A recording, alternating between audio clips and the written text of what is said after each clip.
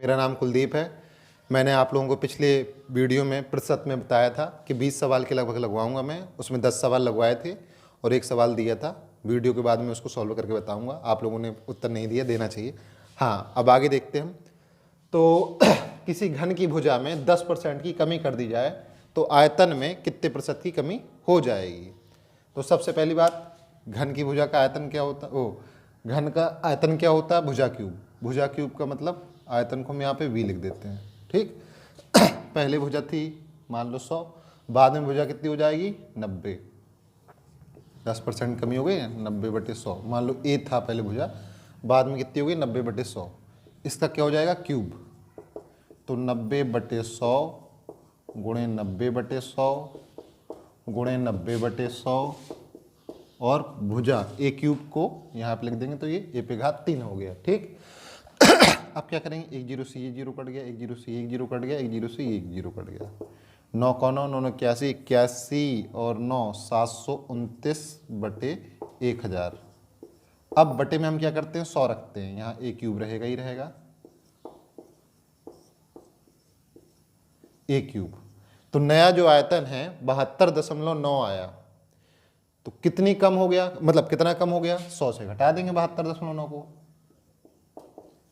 0.1, यहाँ पे क्या बचेगा? 9 से 2 गया 7 और यहाँ क्या बचेगा? 9 9 से 7 गया 2 27.1% की कमी हो गई। ये आपका उत्तर हो गया। अगले में देखते हैं। घनाभ की लंबाई में 20% की वृद्धि कर दी, चौड़ाई में 10% की कमी कर दी, ऊंचाई में 10% की कमी कर दी, तो आयतन में कितना परिवर्तन होगा? कुछ लोग कहेंगे भाई लंबाई में 20% बढ़ा दिया, चौड़ाई में 10 घटा दिया और ऊंचाई में 10 घटा दिया, तो आयतन तो बराबर ही होना चाहिए। लेकिन ऐसा नहीं है, देखते हैं क्या आएगा। तो घनाभ का आयतन क्या होता है? लंबाई गुणे चौड़ाई गुणे ऊंचाई। तो अगर हम b को ले लें, पहले l था, बाद में क्या हुआ? 20% की वृद्धि हो गई तो 120/100 l हो गया। बाद में चौड़ाई में क्या हुआ? 10% की कमी हुई। पहले मान लेते चौड़ाई b है तो b का 10% की कमी हो गई तो कितना बचा? 90% बचा। फिर इसके बाद में ऊंचाई क्या है? 10% की कमी हुई। पहले ऊंचाई मान लेते हैं h है, तो अगर 10% कम हो गई तो कितने परसेंट बची? 90% बची ना। तो h का 90/100 कर दिया। अब एक जीरो से एक जीरो कट गया, एक जीरो से एक जीरो कट गया, एक जीरो से ये हमने एक जीरो काट दिया। इसको काट देते हैं, नहीं काटते नहीं, पहले गुणा ही करा देते हैं। चलो काट देते हैं। 2 छक्का 12, 2 पंचे 10। ठीक अब इसके बाद में क्या है? 9 9 81, 81 का गुणा 6 से करा देते हैं तो 6 और 6 8 48/5 गुणे 100 LBH। ठीक अब क्या करेंगे? 5 का भाग कर देते हैं। पनम 45 की 5। ठीक 5 3 बचा तो 5 सत्ते 35, इतना LBH। तो कितने प्रतिशत की कमी हो गई? सीधे सीधे हम लोग क्या करेंगे? 100 से घटा देंगे। 100 से घटाएंगे तो क्या आ जाएगा? 0.8। 9 से 7 गया 2 2.8% की कमी हो गई। किसमें? आयतन में। ठीक है, इसमें भी कमी थी। अब देखते हैं, किसी गांव की जनसंख्या, मतलब कोई गांव की जनसंख्या कितनी है? 60,000 है। प्रतिवर्ष क्या हो रहा है? 20% की दर से वृद्धि हो रही है। 2 वर्ष बाद गांव की जनसंख्या कितनी हो जाएगी? जैसे हम लोगों के बैंक के खाता में अगर कभी रुपए जमा होते हैं तो जैसे मान लीजिए 1000 जमा किए हमने इस साल, अगले साल कुछ रुपए हो गए, मान लीजिए 1100 रुपये हो गए, फिर अगले साल जो रेट मिलेगा उस पर वो 1100 रुपये मिलेगा। इसी तरह इसमें है कि एक साल में जो गाँव की जनसंख्या बढ़ जाएगी, फिर वो जनसंख्या भी वृद्धि करने में इन्वॉल्व हो जाएगी। इसलिए यहाँ पे मिश्र धन वाला भी फॉर्मूला लगाते हैं। तो लेकिन पहले हम प्रोसेस लगाते हैं, फिर मिश्र धन वाला फॉर्मूला बताएंगे आपको। तो 60,000 जनसंख्या आई है, एक साल में कितनी बढ़ रही है? 20%। दूसरे साल भी कितनी बढ़ेगी? 20%। ये काट दिया इसको, ये जीरो से ये काट दिया, ये जीरो से ये जीरो कट गया, ये जीरो से ये जीरो कट गया, ये डबल जीरो आ गया। ठीक 12 12 में 144, 144 और गुणे ये 600। यहाँ पे हम इधर ही पे करा देते हैं इसको। डबल जीरो आ गई, 6 चौको 24 की 4, 2 हासिल आ गई, 6 चौको 24 की 4, 2 हासिल, 24 की 4 और 2 24 की 4 और 2, यहाँ 6 हो जाएगा। फिर यहाँ 2 हासिल, 6 कम 6 2 8। इतनी हो गई जनसंख्या 2 वर्ष बाद। अब आपको मिश्रधन वाले एक सूत्र बताया था, आगे चल के मिश्रधन बताएंगे आप लोगों को। तो जब मिश्रधन बताएंगे तो उससे बन जाएगा, लेकिन अभी 1 मिनट के लिए फॉर्मूला आप समझ लीजिए।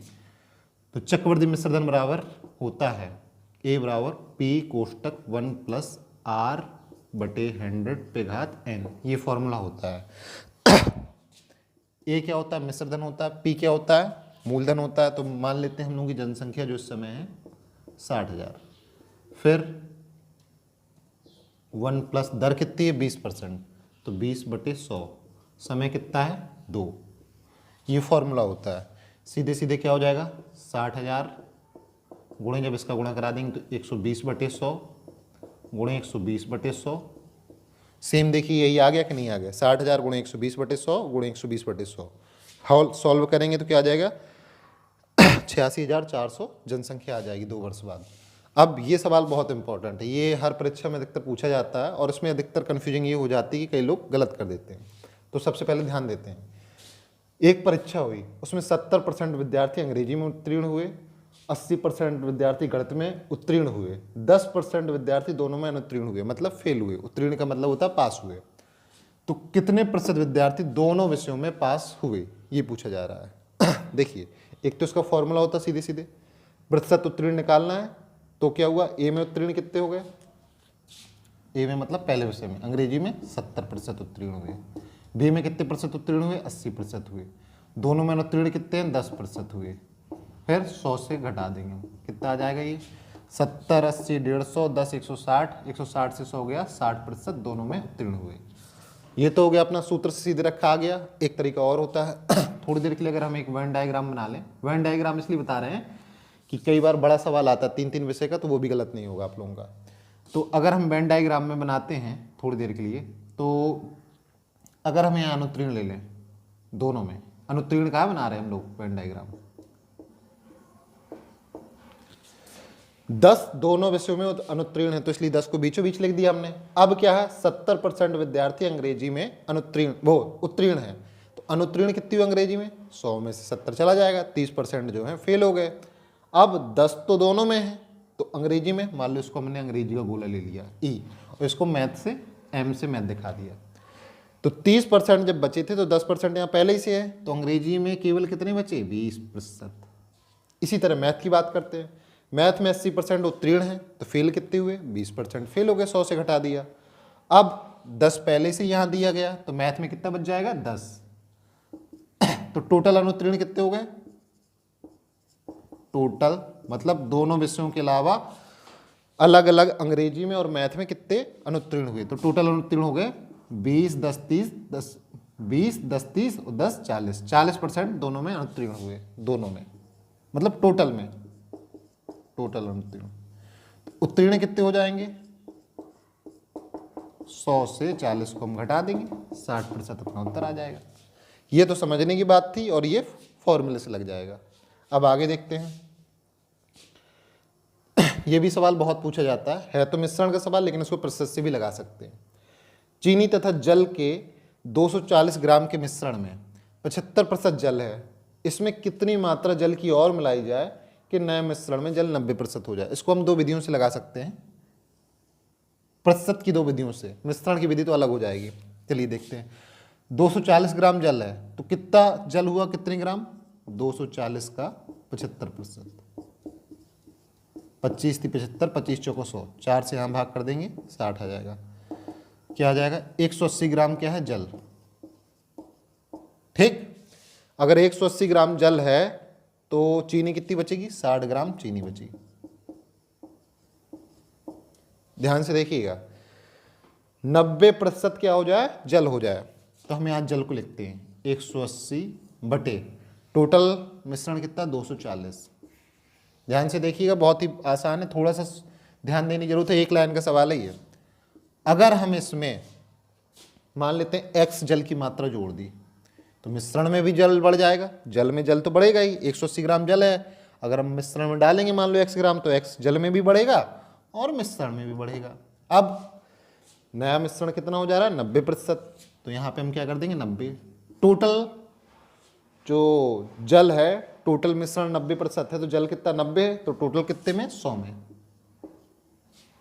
ये अपना आ गया सीधे, ये संपूर्ण विलयन का हो गया, तो यहाँ पे भी संपूर्ण क्या हो गया 100 हो गया, क्योंकि प्रतिशत की बात कर रहे हैं हम लोग। 180 धन x हो गया क्या जल, जल में हमने x ग्राम जल और मिला दिया था, यहाँ पे जल कितना हुआ 90%, तो 90 को उसके सामने लिख दिया। यहाँ जल तो यहाँ भी जल की मात्रा रहेगी। हल करते हैं, ये 1 जीरो से 1 जीरो कट गया, इसको हमने यहाँ गुणा कराया, तो ये क्या हो गया 1800 धन 10x बराबर 24 नंबर 216 धन 9x।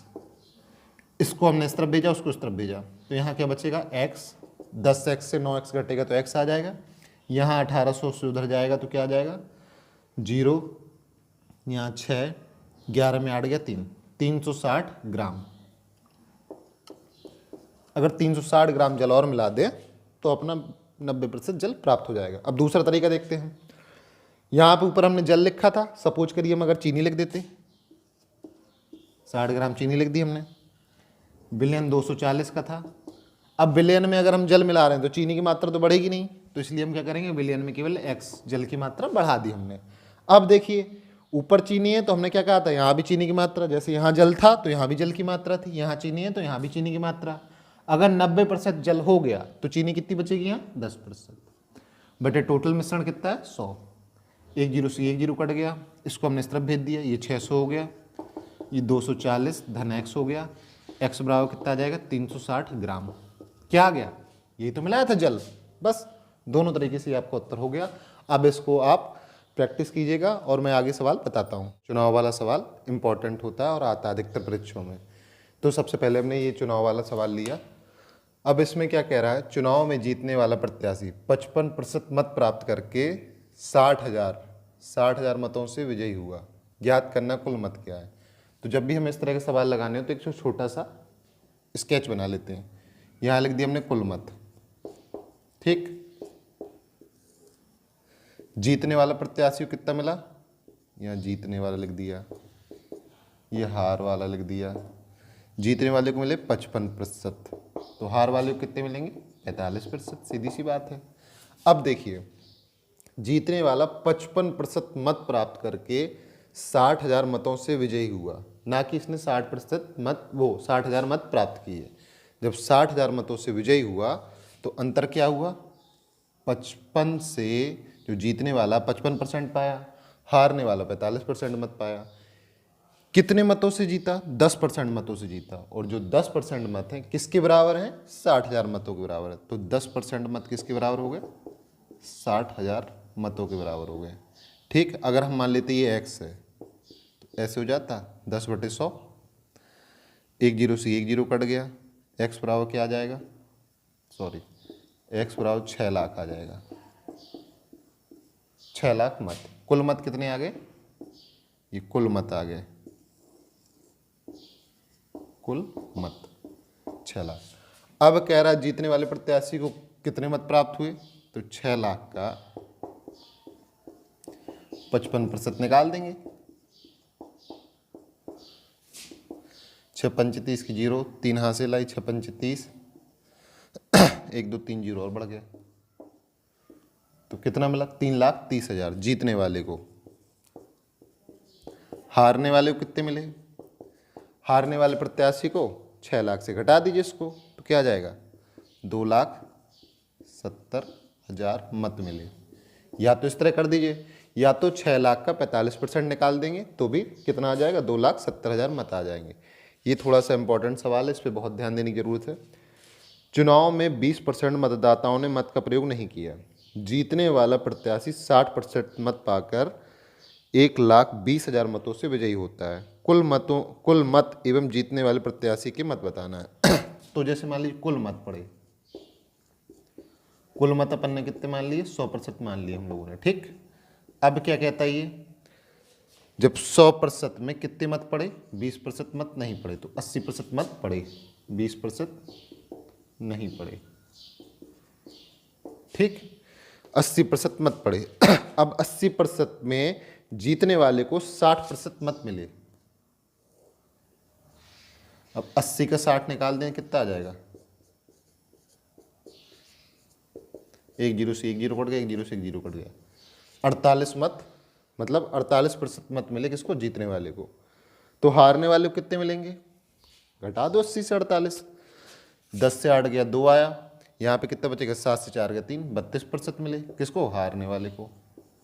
अब क्या कह रहा है? जीतने वाला प्रत्याशी हारने वाले प्रत्याशी से कितना है? 1,20,000 मतों से विजयी हुआ। तो इनका डिफरेंस कितना हो गया?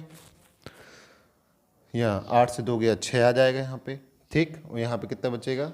हाँ 4 से 1 गया 3, 16% मत। अगर हम यहाँ x का 16% लिख देंगे किसके?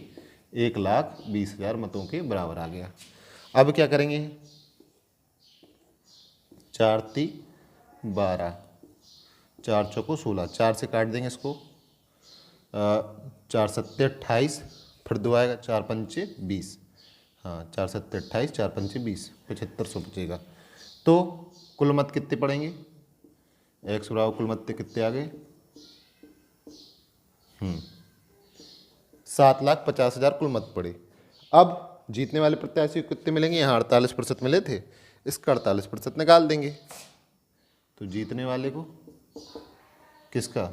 7,50,000 का यहाँ पे लिख देते हैं, 7,50,000 का 48% जीतने वाले को मिलेंगे।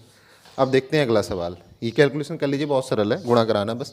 ये 0 से ये 0 कट गए, ये 0 से ये 0 कट गए, 75 इसका गुणा करा लेंगे। अब अगला सवाल क्या है? अंडे के मूल में 75% की कमी हो जाने पर 120 रुपये में 10 अंडे अधिक मिलते हैं। अंडे का प्रारंभिक एवं बाद का मूल्य बताना हम लोगों को। बाद का मतलब जब मूल में परिवर्तन हुआ। तो ध्यान से देखते हैं, मूल में कितनी कमी आ रही है? 25% की कमी आ रही है। तो अंडे का मान लेते हैं, प्रारंभिक मूल्य क्या था? 1 रुपये का मान लीजिए 1 अंडा था, ठीक। बाद वाला मूल्य, बाद का कितना हो जाएगा? हाँ मान लीजिए पहले, हाँ बाद वाला कितना हो जाएगा? 1 × 75/100, ठीक। अब थोड़ी देर के लिए हम लोगों ने x अंडे खरीदे थे मान लीजिए, तो टोटल मूल्य कितना हो गया? x रुपये हो गया। यहाँ पे कितना हो जाएगा टोटल अगर खरीदेंगे? x × 75/100 रुपये। x अंडे का मूल्य यहाँ पहले है, x अंडे का मूल्य यहाँ बाद में है, ठीक। अब क्या कह रहा है? 120 रुपये में 10 अंडे अधिक मिलते हैं। तो पहले हम देखते हैं 120 रुपये में इसमें अंडे ज़्यादा मिलेंगे कि इसमें अंडे ज़्यादा मिलेंगे? जब मूल्य कम हो गया है तो हमें अंडे ज़्यादा मिलेंगे। मतलब अगर मूल्य यहाँ कम हुआ है, जैसे यहाँ पे अगर हमने अंडे खरीदे, मान लीजिए 10, यहाँ पे 10 रुपये का एक अंडा था तो 12 रुपये का मिला, और जब यहाँ मूल्य कम हो गया, मान लो 8 रुपये का हो गया, तो ज़्यादा अंडे मिलेंगे। हाँ, तो हम क्या करते हैं? 120 रुपये बटे क्या कर देते हैं? कम मूल्य कर देते हैं, माइनस 120 बटे हम लोग क्या कर देते हैं? जब मूल्य प्रारंभ का था, कितने अंडे ज़्यादा मिलते हैं? 120 रुपये में 10 अंडे ज़्यादा मिलते हैं। इसको हल करना है और x का मान निकालना हम लोगों को। इसे काटेंगे यहाँ 3, 25, 75, 25 चौको 100, ये ऊपर चला जाएगा। हम ऐसे कर लेते हैं, 120 कॉमन ले लिया, यहाँ पे क्या हो जाएगा? 4/3x माइनस 1/x बराबर 10। ये 0 से ये 0 कट गया। अब यहाँ पे 3x हमने एलसीएम ले लिया, ठीक। जब 3x एलसीएम ले लिया तो यहाँ पे क्या आ जाएगा? 4, यहाँ पे क्या आ जाएगा? 3, और यहाँ पे क्या बचा? 12। इस तरफ क्या हो जाएगा? 1, ठीक। 3x उस तरफ भेज दिया, 3x बराबर कितना आ गया? 12। तो x बराबर कितना आ गया? 4 रुपये। ये क्या हो गया? प्रारंभ का मूल्य। प्रारंभ का मूल्य कितना आ गया? 4 रुपये प्रति अंडा। बाद का मूल्य क्या आ जाएगा? यहाँ रख देते हैं, 4 × 25 × 75, 25 चौको 100, 4 से काट दिया, 3 रुपये। बाद के अंडे का मूल्य कितना आ गया? 3 रुपये। अब उत्तर की जांच कर लेते हैं। यदि हम 4 का भाग 120 में देंगे तो क्या आएगा? 30 आ जाएगा। तो पहले हमें 30 अंडे मिल रहे थे, बाद में हम इसका भाग करते हैं, 3 का भाग करते हैं 120 में तो 40 अंडे। बाद में हमें कितने अंडे मिलने लगे? 40 अंडे। तो 120 रुपये में समझ में आ गया ना, 10 अंडे ज़्यादा मिल गए। इस तरह हम चेक कर सकते हैं। ये सवाल जो है इस सवाल से थोड़ा सा अच्छा है, तो हम ये सवाल बताएंगे और आप इस सवाल का जवाब कमेंट सेक्शन में देंगे। एक दुकानदार क्या करता है? वैसे तो ये लाभ हानि वाला सवाल है, क्रय मूल्य विक्रय मूल्य बताना चाहिए, लेकिन प्रतिशत में इसका उपयोग हो रहा है तो हम सोच रहे हैं कि इसको बता दें।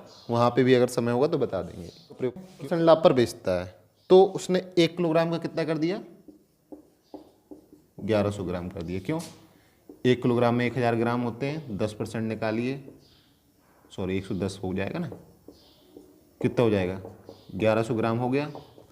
ये मान के चलिए कि वो 1100 ग्राम की वस्तु बेच रहा है, हम लोगों को दिखाने के लिए 1100 ग्राम की है, और उसमें बाट कितना यूज करता है, 800 ग्राम का। ठीक, कितने का अंतर हो गया, 300 ग्राम का। मतलब ये समझिए कि 1000 ग्राम की वस्तु में उसने 800 ग्राम के बाट का उपयोग किया, तो हम लोगों को पता ही नहीं चला, और उसने 100 ग्राम ऊपर कमा लिया और 200 ग्राम नीचे कमा लिया। टोटल उसने कितना कमा लिया, 300 ग्राम, और बेची कितनी वस्तु, 800 ग्राम। हम लोग यहाँ पे गुणा करा देंगे, ये 0 से ये 0 कट गया, यहाँ हम 4 से काटेंगे, ये 2 आ जाएगा, यहाँ पे 4 7 28 और 4 पंचे 20, 75/2% का लाभ कमाया उसने। तो अगर आप लोगों को पसंद आया हो तो वीडियो को लाइक, सब्सक्राइब एंड शेयर जरूर कर दिया करिए, और इस सवाल का जवाब कमेंट सेक्शन में दीजिएगा ध्यान से। और हाँ, जो पिछले वीडियो में सवाल पूछा था एक तो हमने, सवाल ये था कि यदि किसी वर्ग की लंबाई में 10% की कमी कर दी जाए तो उसके क्षेत्रफल में कितनी कमी होगी। तो वर्ग का क्षेत्रफल क्या होता है, क्षेत्रफल होता है भुजा स्क्वायर। पहले मान लेते हैं उसकी भुजा a थी, बाद में उसमें कितनी कमी कर दी गई, 10% की, तो बाद में भुजा कितनी होगी, 90/100 हो गई। अब यदि हमने इसका स्क्वायर कर दिया तो कितना आ जाएगा, 90, 1 0 से मान लीजिए हमने यहीं पे काट दिया, तो 9/10 गुणे 9/10 और a स्क्वायर क्या हो जाएगा, 81/100 a स्क्वायर। पहले क्षेत्रफल कितना था, a स्क्वायर था, बाद में क्या हो गया, 81/100, कितनी कमी हो गई, 100 से यदि हम इसे घटा दें तो 19% की कमी हो गई। ये उसका उत्तर है। धन्यवाद।